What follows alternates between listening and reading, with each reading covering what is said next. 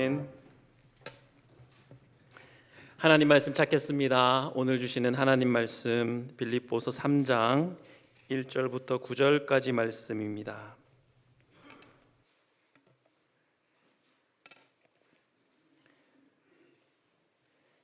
신약 성경 320면에 있는 빌립보서 3장 1절로 9절까지 말씀입니다.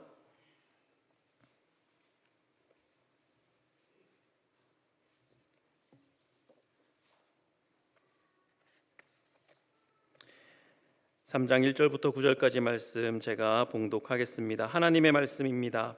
끝으로 나의 형제들아, 주 안에서 기뻐하라. 너희에게 같은 말을 쓰는 것이 내게는 수고로움이 없고 너희에게는 안전하니라. 개들을 삼가고 행악하는 자들을 삼가고 몸을 상해하는 일을 삼가라. 하나님의 성령으로 봉사하며 그리스도 예수로 자랑하고 육체를 신뢰하지 아니하는 우리가 곧 할례파라. 그러나 나도 육체를 신뢰할 만하며 만일 누구든지 다른 이가 육체를 신뢰할 것이 있는 줄로 생각하면 나는 더욱 그러하리니 나는 8일 만에 할례를 받고 이스라엘 족속이요 베냐민 지파요 히브리인 중에 히브리인이요 율법으로는 바리새인이요 열심으로는 교회를 박해하고 율법의 의로는 흠이 없는 자라. 그러나 무엇이든지 내게 유익하던 것을 내가 그리스도를 위하여 다 해로 여길 뿐더러 또한 모든 것을 해로 여김은 내 주 그리스도 예수를 아는 지식이 가장 고상하기 때문이라. 내가 그를 위하여 모든 것을 잃어버리고 배설물로 여김은 그리스도를 얻고 그 안에서 발견되려 함이니 내가 가진 의는 율법에서 난 것이 아니요 오직 그리스도를 믿음으로 말미암은 것이니 곧 믿음으로 하나님께로부터 난 의라. 아멘. 신용환 목사님 나오셔서 항상 기뻐하라, 다시 기뻐하라 라는 제목으로 하나님 말씀 증거해 주시겠습니다.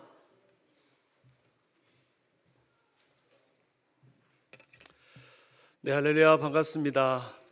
작년 8월 28일인가요? 제가 기억에 그때 그 포도원 지기 워크샵 제가 세미나를 1년 전에 인도하고 이렇게 또 1년 만에 또 말씀을 나누게 됩니다. 오늘 귀한 말씀을 통해서 하나님의 사랑과 하나님의 기쁨과 하나님 은혜가 여러분의 마음 가운데 있기를 주님의 이름으로 축원합니다. 오늘 말씀의 제목은 항상 기뻐하라, 다시 기뻐하라입니다. 한번 같이 해볼까요? 항상 기뻐하라, 다시 기뻐하라. 네, 감사합니다. 여러분들이 이렇게 크게 외쳐주시니까 제 마음에 뭐가 있을까요? 기쁨이 있습니다. 감사합니다. 오늘 찬양도 너무 은혜롭고 좋습니다. 사랑하는 여러분, 오늘 예배 자리에 오신 여러분의 마음이 기쁘세요? 기쁘신 것 같아요. 작년에는 팬데믹 한가운데 그 틈머리에 제가 와서 그런지 전부 다 조금 우중충하니 이랬더니 오늘은 조금 화사하니 밝고 은혜가 있습니다. 기쁘다면 왜 기쁘세요? 무엇이 여러분을 기쁘게 하셨어요? 오늘 찬양이 기쁘게 했나요? 옆에 있는 성도들을 보니까 기쁜가요? 또 예배 자리로 온 모습이 기쁜가요? 기쁘죠. 기쁨은 나름의 이유가 있습니다.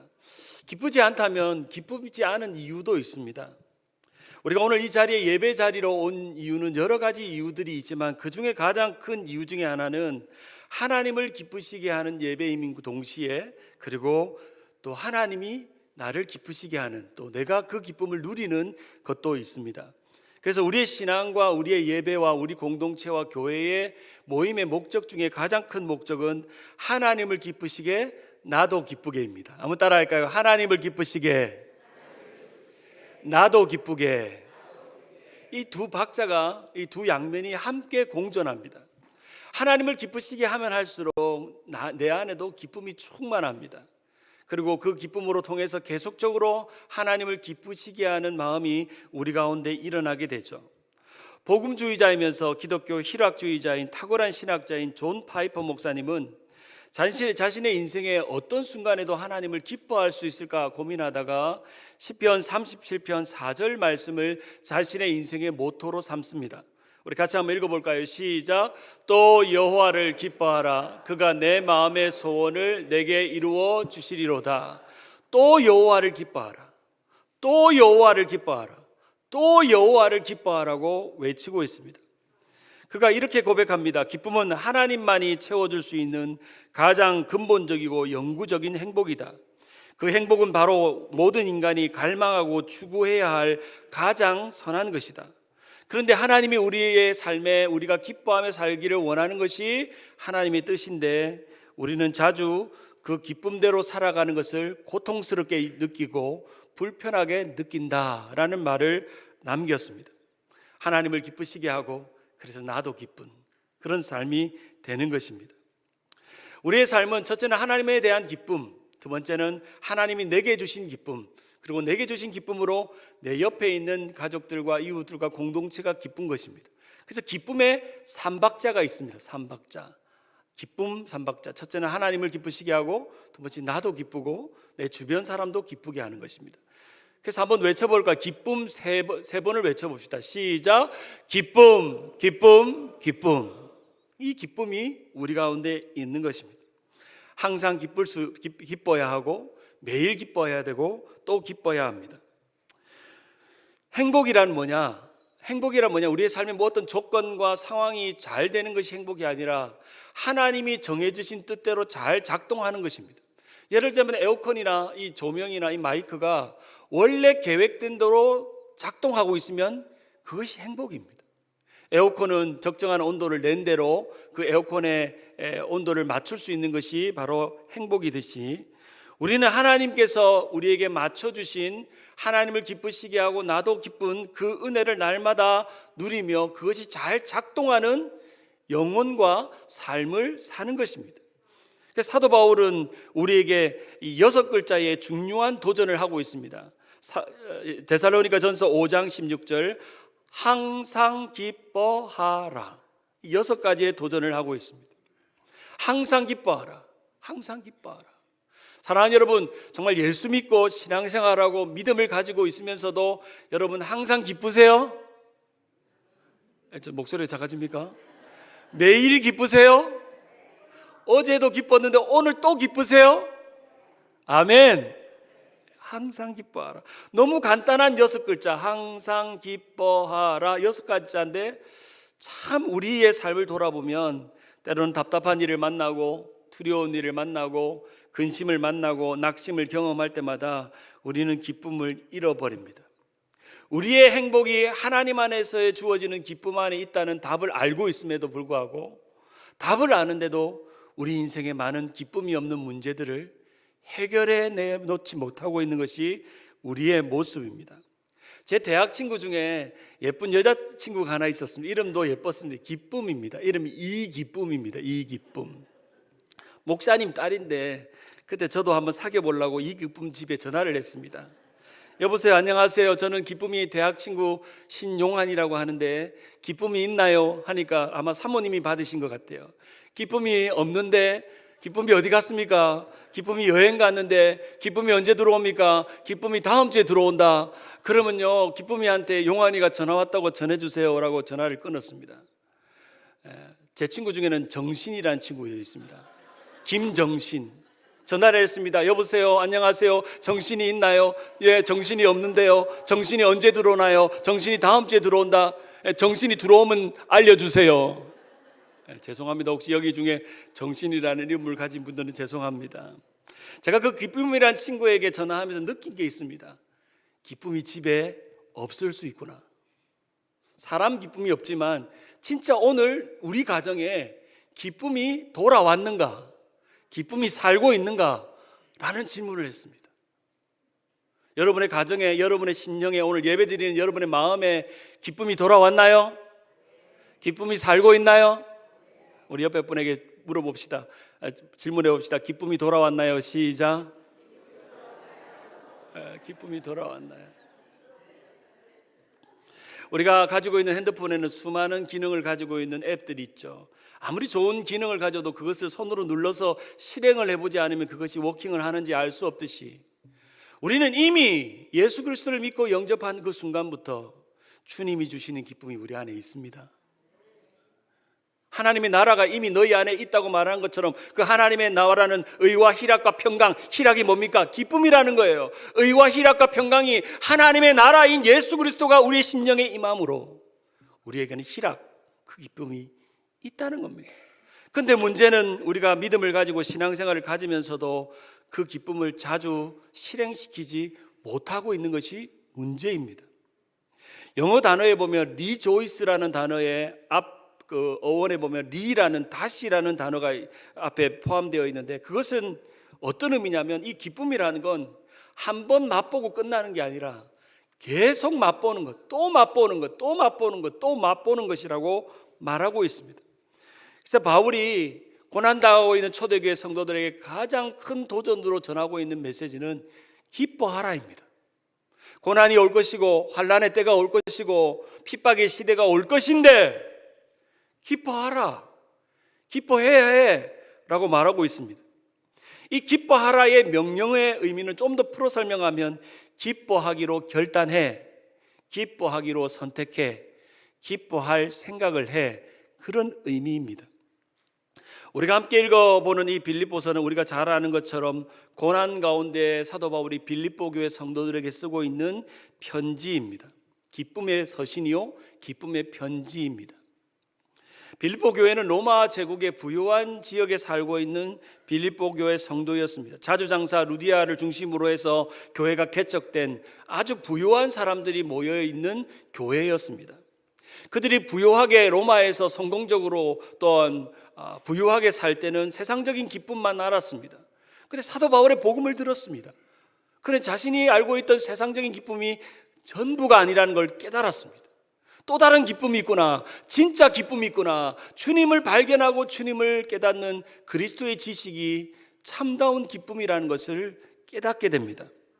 그래서 사도 바울이 빌립보 교회 성도들에게 그리스도를 믿어야 하는 이유와 그리고 그리스도를 믿고 따르고 살아가는 것이 얼마나 큰 기쁨인지 그들에게 전해주었고, 사도 바울이 떠나 있어도 그들은 교회를 아름답게 기쁨의 공동체로 만들고 있었습니다.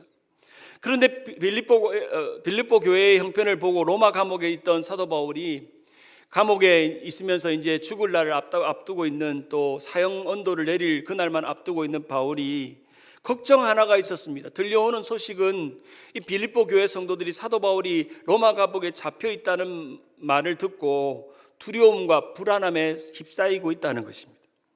기쁨을 잃어버리는 상태가 되고 있다는 이야기를 들어서 사도 바울은 긴급하게 빌립보 교회 성도들에게 편지를 쓴 내용이 바로 빌립보서입니다. 빌립보서 1장 3절과 4절을 같이 한번 읽어볼까요? 어떤 마음으로 빌립보 교회에게 편지를 쓰고 있는지. 3절에 시작. 내가 너희를 생각할 때마다 너희 하나님께 감사하며 간구할 때마다 너희 무리를 위하여 기쁨으로 항상 간구함은 너희가 첫날부터 이제까지 복음을 위한 일에 참여하고 있기 때문이라. 사도 바울은 생각할 때마다 빌립보 교회를 생각하며 기쁨이라는 단어를 생각했습니다. 그리고 기쁨으로 그들을 간구했습니다. 그리고 그들이 기쁨을 잃어버리지 않고 복음에 끊임없이 환난과 핍박과 고난을 견디면서 기쁨을 잃어버리지 않기를, 복음의 기쁨을 잃어버리지 않기를 원하고 있습니다. 그래서 사도 바울이 이렇게 격려하면서 말합니다. 빌립보서 2장 15절. 이와 같이 너희도 기뻐하고 나와 함께 기뻐하라. 여기서 이와 같이라는 것은 사도 바울이 감옥에서 갇혀 있음에도 불구하고 주님 때문에, 하나님 때문에 기쁨을 잃어버리지 않고 너희를 생각하며 기쁨으로 기도하는 이 상황과 같이 너희도 기뻐하고 나와 함께 기뻐하라고 명령합니다. 그리고 빌립보서 4장 4절 같이 한번 읽어볼까요? 시작. 주 안에서 항상 기뻐하라. 내가 다시 말하노니 뭐하라? 기뻐하라. 기뻐하라 라고 명령합니다. 빌립보서를 보면 기뻐하라와 관련된 말씀이 7번이나 등장합니다. Rejoice always, rejoice again 이라고 말할 수 있습니다. 기쁨을 잃어버릴 수 있는 형편과 상황이 옴에도 불구하고 기쁨을 절대 잃지 말고 기쁨을 다시 생각하고 기쁨을 선택하고 기쁨을 결단해. 기뻐하라. 내가 이 감옥에서도 기뻐하잖아. 나를 봐. 기뻐하잖아. 내가 내일 모레 죽을지 모르는데 내가 기뻐하잖아. 외치고 있는 것입니다.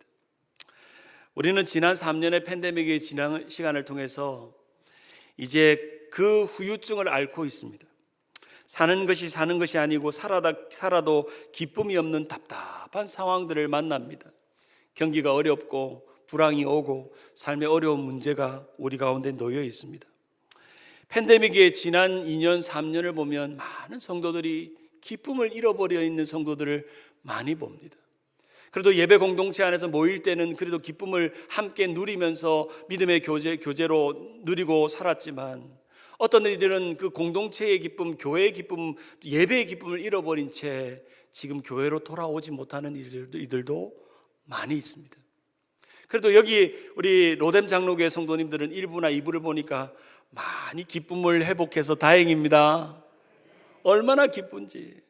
제가 1년 전에 이 8월 28일 날 그때 포도원지기랑 그때 모여가지고 이제 팬데믹이 끝나니까 우리가 이 공동체를 어떻게 해볼까 해서 이렇게 모여가지고 세미나를 하는데 그때 나오셔서 우리 포도원지기 장로님들이 발표하는 것에 제가 은혜를 받았습니다. 우리가 신앙의 기쁨이 뭡니까? 우리가 모이는 기쁨 아니겠습니까? 우리가 모여서 예배하고 때로는 밥도 먹고 이 코비드가 많이 어렵지만 그래도 우리는 밥을 해가지고 밥을 먹어야 되지 않겠습니까? 하면서 그날 이후로 밥하기를 결정했다는 거예요. 그래서 오늘 밥 하죠? 그때까지는 밥을 안 했더라고. 근데 그날 이후로 포도원지기가 용기를 내셔가지고 우리가 신앙의 기쁨이 공동체 안에서 떡을 나누고 예배하는 기쁨 아니겠습니까? 코비드가 걸려도 우리는 밥을 먹어야 합니다. 하면서 어떤 포도원지기 장로님이 앞에 나와서 어떻게 자기 그 공동체를 어떻게 이끌 설명하는데 참 대단하다는 생각을 했어요. 그리고 1년을 지나오니까 보니까 참 공동체의 기쁨을 많이 회복됐다 이런 생각들이 듭니다. 저는 개인적으로 지난 1년이 참 많은 시름과 어려움이 있는 시간이었습니다. 지금은 선한청지교회 협동 목사로 이제 다음 목회 스텝을 준비하고 있지만 지난 1년 동안 한 6년간의 담임 목회를 하고 잠깐 1년 동안 안식의 시간을 갖고 또 교회를 위해서 기도하면서 새로운 교회를 준비하고 있는 시점에 있습니다. 이 1년의 긴 시간, 1년 만에 이 로뎀 장로교회로 다시 돌아와서 설교하는 이 마음이 저에게는 참 새록새록 새로운 마음이 있습니다.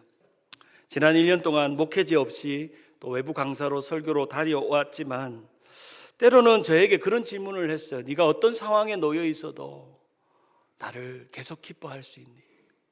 네 삶이 앞이 보이지 않고 막막하고 네 갈 길이 없어 보여도 나를 기뻐할 수 있니? 너는 성도들에게 빌립보 설교하면서 항상 기뻐하라, 다시 기뻐하라 수없이 말했지만 너는 네가 설교한 대로 아무것도 눈앞에 보이지 않는 막막한 상황에도 항상 기뻐하고 다시 기뻐할 수 있니? 끊임없이 저에게 물었습니다. 설교자에게 가장 두려운 순간은 설교한 대로 내가 살고 있지 않은 내 모습을 볼 때입니다. 설교는 이렇게 거창하게 잘했는데 기뻐하라고 설교했는데 나는 우중충하니 우월해가지고 나는 어떻게 되나, 나는 목회지가 어떻게 되나, 내 앞날은 어떻게 되나, 나는 먹고 살 수 있을까, 나는 미래가 어떻게, 아직도 젊은데 그러고 있으면. 근데 다행히 지난 1년 힘들었지만 기뻤습니다. 매일 아침 외쳤습니다. 오늘도 앞날은 보이지 않지만 항상 기뻐해야지. 또다시 기뻐해야지. 그래서 오늘 이 설교를 다시 할 수 있는 용기를 주셨습니다. 사도 바울은 오늘 빌립보서 3장 1절에 자신이 경험한 기쁨에 대해서 이렇게 말합니다. 끝으로 나의 형제들아 주 안에서 기뻐하라. 너희에게 같은 말을 쓰는 것이 내게는 수고로움이 없고 너희에게는 안전하니라. 이 말은 주 안에서 다시 기뻐하십시오. 내가 이 말을 또 말하고 또 잔소리처럼 말하지만 나는 하나도 부끄러울 것도 없고 수고스러울 것이 없습니다. 왜냐하면 주님 안에 기뻐하는 것만큼 안전한 건 없기 때문에. 주님 안에 내가 기뻐하고 살고 있는, 내 삶이 막막하고 질병에 걸리고 앞날에 보이지 않아도 그 순간에 내가 주님 기뻐하고 있다면 그것이 내 삶에 가장 안전하다는 것입니다. 사도 바울은 기쁨의 이유를 찾으면서 중요한 신학적인 한 문장을 사용합니다. 그 문장은 사도 바울의 인생, 사도 바울의 신앙, 사도 바울의 실학을 가장 대표적으로 말하는 한 문장이 있습니다. 바로 그것은 주 안에서입니다. 어디 안에서? 주 안에서. 기뻐하라 앞에는 항상 주 안에서 기뻐하라고 말씀합니다. 우리의 신앙의 많은 부분도 주님 안에 있을 때 해석되는 부분이 많습니다. 삶에 실패가 왔습니다. 그래서 하나님 왜 이 실패가 왔나요? 하나님 앞에 엎드려 기도하다가 내 마음이 주님 안에 있는 내 모습을 발견하면서 주님, 이 주님 안에서 이 실패를 견딜게요 고백합니다. 질병이 왔습니다. 질병 때문에 의사 선생님이 하는 말이 너무너무 심각하기 그지없습니다. 하나님 앞에 또 엎드립니다. 하나님 왜 나는 이런 질병에 걸려서 나를 괴롭게 하나요? 기도하다가 주님 안에서 그 문제를 맡기는 마음을 주셨습니다. 주님 안에서. 바울 신학의 대가라고 불리는 한국분 중에 김세윤 박사님이 이 주님 안에서를 이렇게 해석합니다. 주님 안에서라는 것은 주님의 주권 안에서, 주님의 통치 안에서라는 의미다. 주님 안에서는 인생의 행복도 있고 좌절도 있고 또한 근심도 있고 만족도 있고 수많은 것이 주님 안에 있다는 것입니다. 삶의 문제를 뒤집어 보니까 주님 안에 있다는 것을 발견하는 순간, 내 삶에 이렇게 큰 문제가 쓰여져 있는데 그것 때문에 매여가지고 괴로워하고 우울해하고 때로는 공황장애에 걸리기도 하고 잠도 못 이루고 괴로워했는데 하나님 앞에 엎드려 이 뒤에는 뭐 있는가 이래 봤더니 주님 안에서 이 모든 일이 있다는 거예요. 그걸 깨달았다는 거예요. 주님 안에서 이 모든 일이 있다니까 해석이 되는 것입니다. 미국의 여러 도시를 가보면 역 이름이 똑같은 곳이 있습니다. 특별히 LA 가면 유니온역이 있죠. 덴버에 가도 뭐가 있을까요? 유니온역이 있어요. 시카고 가도 유니온역이 있습니다. 뉴욕에 가도 유니온역이 있습니다. 저기 애틀란타에 가도 유니온이, 처음에 내가 미국을 다녔는데 왜 서울역, 뭐 예를 들면 시카고역, 뭐 뉴욕역 이렇게 하지 않고 제일 모든 열차가 출발하고 돌아오는 역을 유니온역이라고 하더라고요. 한 가지 깨달았죠. 우리의 신앙의 열차가 돌아오고 출발하는 곳은 바로 주님 안에서입니다. 주님 안에서 마치 유니온역이 곳곳에 있듯이 우리 신앙의 유니온역과 같은 이 주님 안에서가 우리의 삶의 출발점이며 우리의 삶에 가야 될 길이라는 사실입니다. 바울은 감옥 안에서도 자신은 감옥 안에 있지 않다고 생각했습니다. 어디 안에 있다고 생각했을까요? 주님 안에 있다고 생각했어요. 너무 신기하지 않아요? 어떤 이들은 근심 안에 있는 사람이 있습니다. 근심 때문에 걱정. 어떤 질병에 매여 있는 사람들이 있습니다. 경제적인 어려움에 매여 있는 사람들이 있습니다. 삶의 두려움과 염려와 앞날의 그런 답답함으로 매여 있습니다. 주님 밖에 있는 거죠. 주님 안에 있으면 그런 것들이 다 멀리 떠나게 되어 있습니다.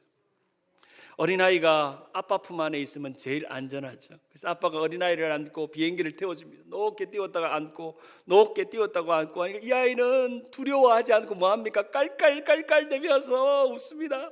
그러면서 아빠에게 뭐 해줘? 아빠 또 해줘, 아빠 또 해줘, 아빠 또 해줘, 또 해줘 합니다. 왜냐하면 아빠 품이 그렇게 안전하기 때문에.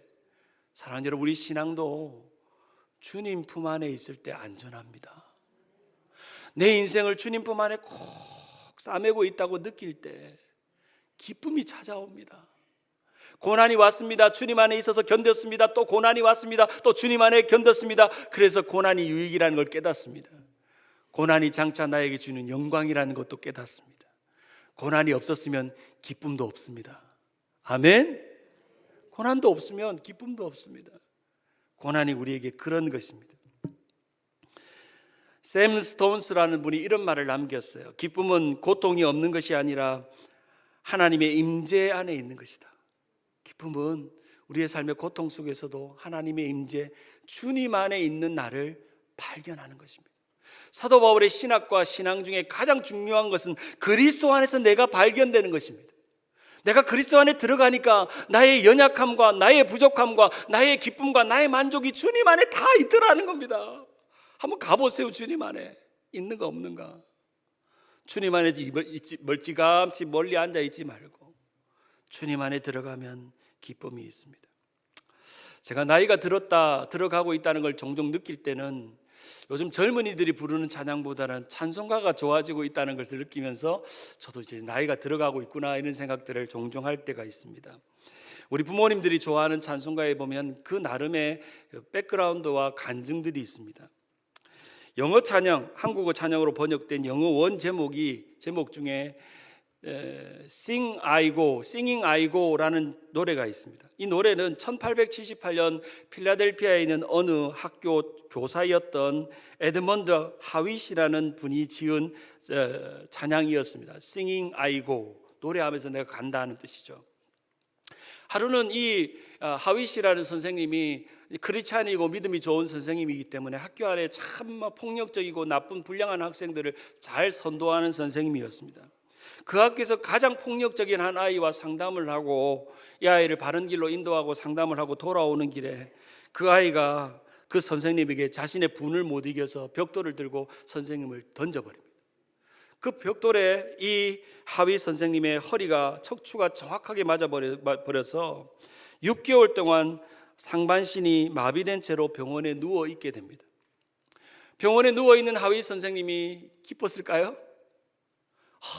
항상 기뻐하라, 다시 기뻐하라 했을까요? 원망과 불평과 짜증이 그 가운데 몰려옵니다. 내가 좋은 일로 이 폭력적인 아이들을 잘 선도하기 위해서 일을 했는데 나에게 주어지는 것은 이 마비와 이 고통과 똥오줌을 가려야 되는 이 고통의 시간인가? 하나님은 왜 이런 어려움을 나에게 주셨는가 원망하고 있을 그때에 매일 아침마다 자신의 방에서 자신의 그 물건과 병실을 청소하는 흑인 청소부가 하나 있었습니다. 그런데 이 청소부는 청소하는 동안 더러운 물건들을 치우는 동안 날마다 흥얼거리며 찬송을 부르고 있는 것입니다. 속으로 짜증을 내고 또 분노를 표출하고 있는 하윗이 있는데도 불구하고 찬양을 부르는 것입니다. 어느 날 그런 생각이 들었습니다. 저 청소부는 나보다 잘난 것도 없고 잘 배운 것도 없고 그리고 정말 남루한 옷을 입고 다니는데 왜 저렇게 찬송할까? 뭐가 저 사람을 기쁘게 할까? 이런 생각이 들어서 그 다음 날 청소부가 오면 물어보기로 했습니다. 그 다음 날 청소부가 왔습니다. 선생님은 이 더러운 청소를 하면서도 어떻게 그렇게 노래를 부르며 즐겁게 할 수 있나요? 라고 물으니까 이 흑인 청소부가 이렇게 말합니다. 나에게 닥친 어려운 형편과 처지를 찬송으로 바꿀 수 있는 힘을 주님 안에 주셨으니 즐거울 수밖에요. 주님 안에 주셨으니 즐거울 수밖에요. 자신의 처지와 형편에 매이지 않고 주님 안에 내 삶이 있음을 깨달으니 뭐 할 수밖에요? 즐거울 수밖에요. 그걸 깨닫고 그 즉시 펜을 들고 시를 하나 쓰기를 시작하는데 그 시 제목이 Singing I Go입니다. 원 가사를 보시면 이 원 가사를 번역하면 이런 노래입니다. 예수님을 믿는 마음에 어떤 나쁜 징조는 없어요. 도리어 갈보리 십자가에서 노래해요. 짐을 풀어주신 하나님을 찬양해요. 노래하며 나는 생명의 길을 따라가요. 주님을 찬양하며 노래하며 나는 생명의 길을 따라가요. 주님께서 나의 짐을 풀어주셨기 때문에 주 안에 있는 나에게 딴 근심이 있으랴 십자가 밑에 나가 내 짐을 풀었네. 주님을 찬송하면서 할렐루야 할렐루야 내 앞길 멀고 험해도 같이 나 주님만 따라가리. Singing I Go. 그 노래가 이 노래의 배경입니다. Singing I Go. 우리가 주님 안에서 내 삶이 발견되는 순간 진짜 기쁨이 있습니다. 옆에 있는 남편 안에 기쁨이 없어요. 부인들한테 기쁨이 없어요. 자식 새끼들한테 기쁨이 없어요. 내가 가지고 있는 물건이나 재산이나 모든 가진 것에 기쁨이 없습니다. 주님 안에서 Singing I Go 할 수 있는 믿음이 우리의 기쁨입니다. 그러면서 사도 바울은 이 빌립보 교회 성도들에게 한 가지의 경고를 내립니다. 빌립보서 3장 2절에 보면 개를 삼가하고 행악하는 자를 삼가하고 몸을 상해하는 일을 삼가하라. 여기 개들과 행악하는 자들과 몸을 상해하는 자들은 다른 말로 육체를 신뢰하고 좋아하고 그리고 율법을 신뢰하는 자들을 의미합니다. 그 당시 빌립보 교회 성도들의 가장 큰 위험은 거짓 교사들이 들어와서 복음의 진짜 기쁨을 어떤 행위나 육체를 신뢰함으로 바꿔놓는 것입니다. 복음은 그 자체가 기쁨이요, 예수 그리스도 안에 있는 그것으로 놀랍고 신비한 기쁨이 있음에도 불구하고 거짓 교사들은 육체의 만족을 통해서 또한 기쁨을 누리게 만들고 또한 율법에 매이게 해서 손할례당이 되어서 그렇게 기쁨을 누리게 만듭니다. 이러한 빌립보 교회 성도들에게 그것을 삼가라고 말하면서 빌립보서 3장 3절에 이렇게 말합니다. 우리 같이 한번 읽어볼까요? 시작. 하나님의 성령으로 봉사하며 육체를 신뢰하지 아니하는 우리가 곧 할례파라. 여기서 주 안에서 우리가 진짜 할례파가 되는 이유에 대한 세 가지를 설명하는데, 첫째는 하나님의 성령으로 봉사하고 그리스도 예수를 자랑하고 뭐를 신뢰하지 않는다고요? 여러분 사랑하는 여러분, 오늘 제가 주님 안에 있는 법을 가르쳐 드릴게요. 여러분의 신앙이 이 세 가지 안에 있으면 주님 안에 있을 수 있어요. 첫째는 하나님의 성령으로 봉사하는 겁니다. 여기서 봉사하는 것은 다른 말로 예배하는 것입니다. 내 신앙이 하나님의 성령으로 끊임없이 예배의 자리로, 예배의 공동체로, 예로의 신앙으로 내 삶이 있다면 여러분은 결코 주님 밖에 있지 않습니다. 주님 안에 머물고 그 안에서 기쁨을 누립니다. 믿습니까? 두 번째로는 이 자신의 육체를 자랑하지 않고 자신의 가진 것이나 자신의 그런 모든 경험을 자랑하지 않고 예수 그리스도를 날마다 자랑한다면, 나의 유일한 자랑은 예수밖에 없다, 예수밖에 없다, 주님밖에 없다고 자랑한다면 그분은 주님 안에 있습니다. 믿습니까? 주님 안에 있습니다. 세 번째로 육체를 신뢰하지 않고 주님을 신뢰하는 것입니다. 주님 안에 있는 세 가지, 첫째 예배, 둘째 자랑, 세 번째 신뢰입니다. 한번 따라할까요? 예배, 자랑, 신뢰. 여러분이 정말 주님 안에 있는가를 물어보면, 나는 정말 하나님의 성령으로 매일매일 예배하고 있는가를 생각해 보면 내가 주님 안에 있는지 주님 밖에 있는지 알 수 있고, 내가 내 입술이 늘 불평과 원망과 자기 자랑과 자기 만족으로 살고 있는지, 아니면 예수 자랑으로, 목사님 저는 아무것도 내세울 거 없는데, 미국 와서 뭐 대단한 성공도 있지 않은데 예수 믿은 게 내게 자랑입니다. 할렐루야. 그것이 고백되면 주님 안에 있습니다. 그리고 나의 지난날의 과거나 나의 왕년의 실력이나 내가 이 세상에서 누렸던 모든 명예나 자랑보다도 주님을 날마다 신뢰하는 그 믿음을 갖는 것입니다. 그 신앙이 바로 주님 안에 있는 신앙입니다. 오늘 빌립보서 3장 4절과 6절에 보면 사도 바울도 말합니다. 내가 육체로 나를 자랑하려고 했으면 나는 자랑할 게 너무너무 많은 사랑이지만 나는 그것을 해로 여기고 배설물로 여기고 주님만 자랑하고 주님을 신뢰한다고 말합니다.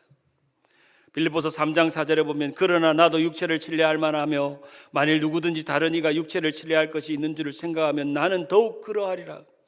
나는 8일 만에 할례를 받고 이스라엘 족속이며 베냐민 지파요 히브리인 중에 히브리인이요 율법으로는 바리새인이요 열심으로는 교회를 박해하고 율법의 의로는 흠이 없는 자라. 나를 봐라, 너희들보다 훨씬 나는 의로운 사람이었고 자랑할 게 많지만 나는 나를 돌아보니까 모든 것이 주님 안에서 아무것도 아니더라.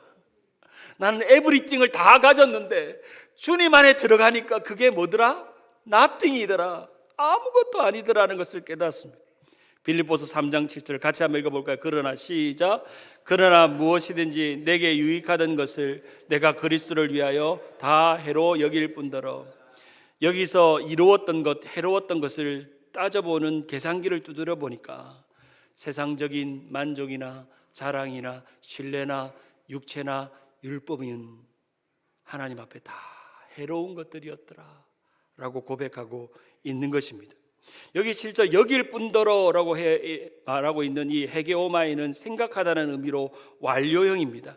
내가 이미 다메섹 도상에서 주님 안에 있기로 작정하고 내 삶이 180도로 바뀐 그 순간 내 삶의 지난 모든 과거의 자랑들은 해로 여기기로 생각해 버렸다 하는 것입니다. 그리고 또한 모든 것을 해로 여기고 있다는 것은 현재형입니다. 내가 지금도 그때도 그렇게 생각했지만 지금도 계속해서 주님 안에서 해로운 것들을 다 하나님이 기뻐하지 않는 것으로 버리고 있다라고 말하는 것입니다. 바로 주님 안에서 주님 때문에 진짜 기쁨을 맛보는 고백입니다. 주님 안에서 육체를 더 이상 신뢰하지 않고 그리스도를 아는 지식을 가장 자랑으로 여기며 그리스도의 의로 구원을 이루어가며 주 안에서 항상 기뻐하고 다시 기뻐하는 그 놀라운 그런 삶을 살았을 것입니다. 아마 바울의 마지막 유언이 있었다면, 아마 바울이 마지막 돌아갈 때 유언을 남기라 했으면 아마 저는 이랬을 거예요. 주 안에서 항상 기뻐하라 하고 탁 죽었을 거예요. 지금부터 어르신 여러분 돌아가실 때 마지막 한마디를 딱 준비해 놓으세요. 자녀들이 다 모였어. 아버지 임종 예배 드린다고. 아버지 이제 천국 가십니까? 며칠 후 요단강 앞에서 만나리 하고 있는데 아버지가 갑자기 눈을 뜨더니 자식들을 싹 보더니 주 안에서 항상 기뻐하라 오라 천국. 생각만 해도 얼마나 멋집니까? 예? 자녀들한테 얼마나 멋져요. 지금부터 연습을 하세요. 입에 달아놓으세요. 주 안에서 항상 기뻐하라. 주 안에서 항상 기뻐하라. 자도 잘 때도 주 안에서 항상 기뻐하라. 내가 갑자기 천국에 불려가더라도 눈을 탁 뜨고 주 안에서 항상 기뻐하라. 아마 바울이 마지막 유언을 남겼다면 아마 이 짧은 한 문장을 남겨지 않았을까. 주 안에서 항상 기뻐하세요. 그것밖에 없어요. 말씀을 맺습니다. 복음 전도자였던 D.L. 무디가 어느 날 신문을 읽다가 참 감동적인 글을 읽고 자신의 찬양 사역자였던 생키에게 이 글을 보고 찬양을 한번 만들어 보라고 권했습니다. 그 신문의 내용은 이런 내용이었습니다. 어느 교회 목사님이 병을 앓고 있는 한 여인과 상담을 하는 내용이었습니다. 상담 내용은 이것이었습니다. 중환병을 앓고 우울증과 두려움에 쌓이는 한 여인이 목사님에게 찾아와서 이렇게 말하는 것입니다. 목사님, 제게는 희망이 없어요. 앞이 보이질 않아요. 나는 어떻게 해야 됩니까? 어떻게 살아야 합니까? 라고 말하니까 목사님이 이 여인에게 이렇게 말했습니다. 당신의 인생이 주님 손안에 있음을 믿으세요 라고 말했다는 겁니다. 그 말을 들어도 이 여인이 마음에 그런 두려움과 염려가 떨쳐지지 않았고 목사님에게 또 이렇게 말합니다. 저는 그것이 잘 믿어지지 않아요. 저를 돌보는 사람도 없고 저는 외톨이고 외로운 인생이에요 라고 하며 목사님 앞에 울기 시작했습니다. 그러다가 목사님이 방의 서재에 자신의 책상 위에 놓여있는 미국의 한 식기를 그 여인에게 읽으라고 써주었습니다. 그 식기의 내용은 이것이었습니다. Simply trusting every day. Simply trusting through a stormy way. Even when my faith is small. Trusting Jesus, that's all. 이라는 이 짧은 구절이었습니다. 이 말은 단순하게 모든 순간 주님을 신뢰하십시오. 그리고 폭풍의 길에 놓여 있을 동안 통과할 때도 주님을 신뢰하십시오. 심지어 당신의 믿음이 적을 때도 주님을 신뢰하십시오. 그것이 전부입니다라는 글이었습니다. 원래 이 시는 미국의 감리교회 에드가 스타이트라는 목사님이 지은 시였습니다. 그 글귀를 읽고 나서 이 여인이 갑자기 눈물을 뚝뚝뚝 흘리더니 목사님 정말 이 방법밖에 없나요? Trusting Jesus, that's all. 이것밖에 없나요? 네, 자매님 제가 해줄 수 있는 말은 이것밖에 없어요. 제가 자매님을 위로해 줄 수도 없고 세상의 어떤 사람도 자매님에게 힘이 되어줄 수 없지만 주님을 의지하고 믿는 것, 그것이 전부입니다 하면서 이 여인이 그 식기를 들고 돌아갔습니다. 그리고 그 내용이 기록되어 있는 글귀를 읽으면서 이 생키라는 작곡가가 찬양을 지었는데 바로 그 찬양이 찬송가 443장 어려운 일 당할 때 나의 믿음 적으나 의지하는 내 주를 더욱 의지합니다. 세월 지나갈수록 의지할 것뿐일세 아무 일을 만나도 예수 의지합니다. 어려운 일 당할 때 나의 믿음 적으나 의지하는 내 주를 더욱 의지합니다. 같이 세월 지나갈수록 의지할 것뿐일세. 무슨 일을 당해도 예수 의지합니다. 아멘. Simply trusting every day. Trusting Jesus, that's all. 그게 전부라는 사실입니다. 우리가 돈으로 어려움을 당할 때 내가 돈 때문에 힘들면, 그 돈 때문에 기쁨을 잃어버리면 우리는 돈을 의지한 것입니다. 건강으로 어려움을 당할 때 내가 힘들게 하는 그 건강 때문에 기쁨을 잃었다면 우리는 그 건강을 의지한 것입니다. 사람으로 어려움을 당할 때 내가 사람 때문에 힘들었다면, 그래서 기쁨을 잃었다면 우리는 사람을 의지한 것입니다. 진짜 우리의 기쁨은 주님 안에 있을 때 돈도 건강도 사람도 아무것도 아닐 수 있다는 것을 발견하고 깨닫습니다. 어려움을 당해도 기쁨을 잃지 마세요. 고난을 당해도 주님 안에 있음을 확인하세요. 사람들한테 나를 확인하려고 하지 마시고 주님 안에서 나를 발견하세요.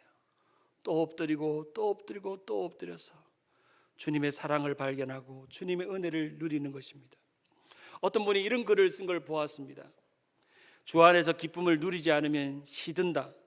기쁨을 놓쳤다면 예수님께 맨 처음 마음을 열었던 그 자리로 돌아가라.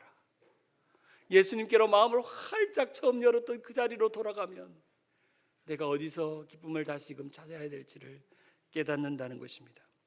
오늘 주님 안에서 항상 기뻐하라, 다시 기뻐하라, 숨지고 호흡이 닿는 그날까지 항상 기뻐하기로 결단하시는 우리 모든 성도들 되기를 주님의 이름으로 축원합니다. 아멘. 우리 다 같이 이 찬양하였으면 좋겠습니다. 아실런지 모르겠지만 가사가 좋기 때문에 우리 찬양팀과 함께 부르면서 우리 예수 예수, 슬픈 마음 있는 자, 몸과 영혼 병든 자 누구든지 부르시오. 예수 이름 부르시오. 그 이름을 믿는 자, 그 이름을 부르는 자, 그가 어떤 사람이든지 구원 얻으리. 우리 함께 이 찬양 우리 같이 했으면 좋겠습니다. 우리 가사를 보시면